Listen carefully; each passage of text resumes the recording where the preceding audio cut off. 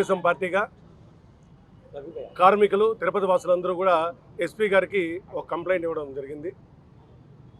జగన్మోహన్ రెడ్డి గారు ఎవరైతే మొన్న ప్రెస్ మీట్లో అరాచక శక్తులకి వెన్నుదండుగా ఉండి ఎవరైతే సోషల్ మీడియాలో వాళ్ళ చెల్లిని అమ్మను కూడా అసభ్యంగా మాట్లాడిన వ్యక్తి, వాళ్ళని వెనకేసుకొని వచ్చి ఈ రాష్ట్రంలో ఒక అలజడి సృష్టించాలని ఆఫీసర్ల పైన ఒత్తిడి తెస్తూ మీ అంతు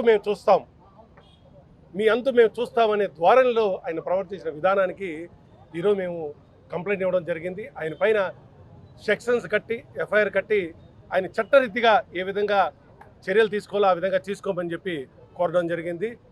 ఇంకొకసారి ఇది రిపీట్ చేస్తే ప్రజల తిరుగుబాటు కూడా ఉంటుంది. ఆఫీసర్ల పైన బెదిరించే ద్వారా కానీ మీరు బెదిరించి ఏమీ చేయలేరు, మీ బెదిరింపు చర్యలు అయిపోయినాయి, ప్రజలు మిమ్మల్ని సప్త సముద్రాలు దాటి ఇసిరేసారని చెప్పి మరొకసారి తెలియజేస్తాం. మరిన్ని వీడియోస్ కోసం ఛానల్ సబ్స్క్రైబ్ చేయండి. లేటెస్ట్ అప్డేట్స్ కోసం వాట్సాప్ ఛానల్ ఫాలో అవ్వండి. అండ్ లింక్ డిస్క్రిప్షన్ లో ఉంది.